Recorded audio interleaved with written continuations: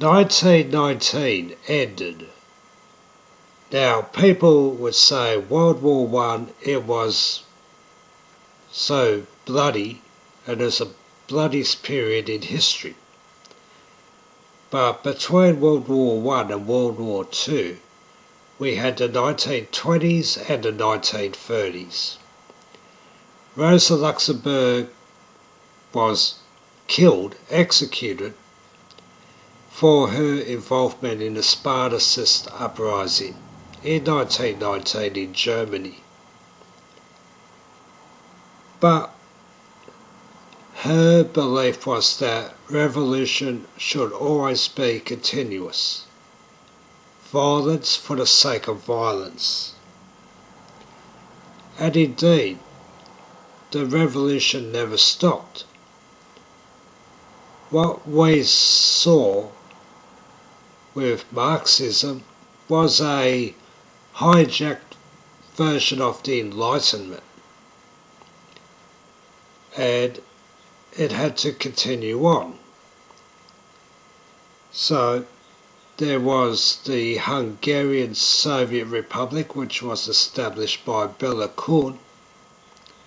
His real name was Bela Kohan, which more or less became a de facto type of state, and which was overthrown not long after its establishment. But you also had an attempt to set up a Bavarian Soviet Republic. But also, say, 1920 onwards, you had the likes of Lenin, Stalin and Trotsky trying to continue the revolution.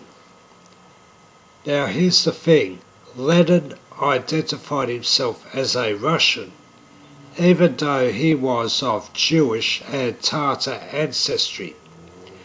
Trotsky was Jewish, and Joseph Stalin was Georgian.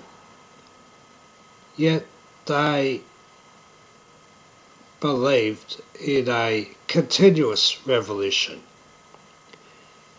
The only thing that stopped the Bolshevik revolution going further was a disagreement between Lenin and Stalin.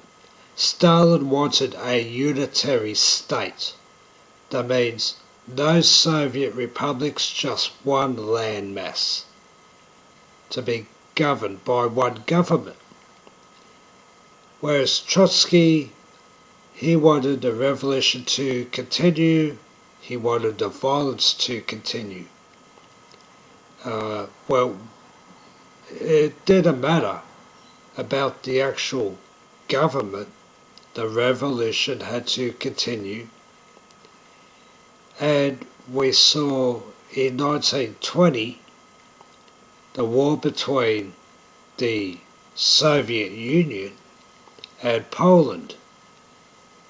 And it was Leon Trotsky who led the Soviet forces to attack Poland.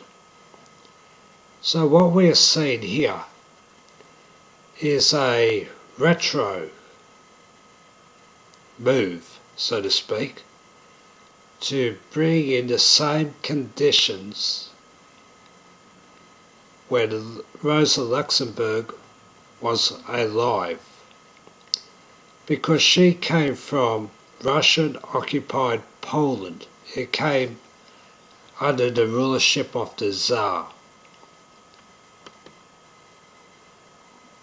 Well, fortunately for history, the Polish won the war against the Soviet Union in 1922. But unfortunately, as we see, that war was restarted in 1939, 1940, when Adolf Hitler and Joseph Stalin formed an alliance to dismantle Poland. Now, today the likes of Antifa like to call anyone they don't like a fascist, and they call themselves anti-fascist. But let's look at where the term fascism came from.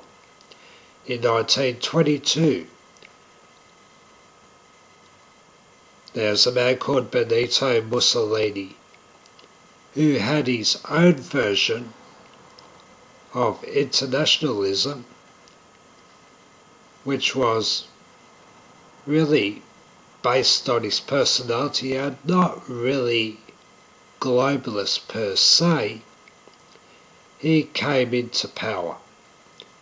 Now, people say Mussolini wasn't a Marxist or a socialist of any sort. But when you look at Mussolini, he was limited by two things. Number one, Italy had a king. Number two, he wasn't funded by Wall Street. And people don't want to recognise that the Bolshevik Revolution was funded by Wall Street. So, as revolutionary socialist as Mussolini was, he was not able to get finance for the takeover of Italy, and basically had to rely on the state to essentially collapse before he could take over, which he did through sheer numbers and sheer force. Now, the Bolshevik Revolution, led by Lenin and Trotsky, was able to get finance from Wall Street by the likes of Warburg and Schiff. What did all four men have in common? They were Jewish. Even though Lenin identified himself as Russian, his Jewish background no doubt influenced the decision for Wall Street to finance the Bolshevik Revolution, whereas Benito Mussolini was not Jewish, and thus he got nothing. Even though he was an atheist, even though it seemed he followed Marxism in a vague manner, he wasn't Jewish and he didn't make the cut.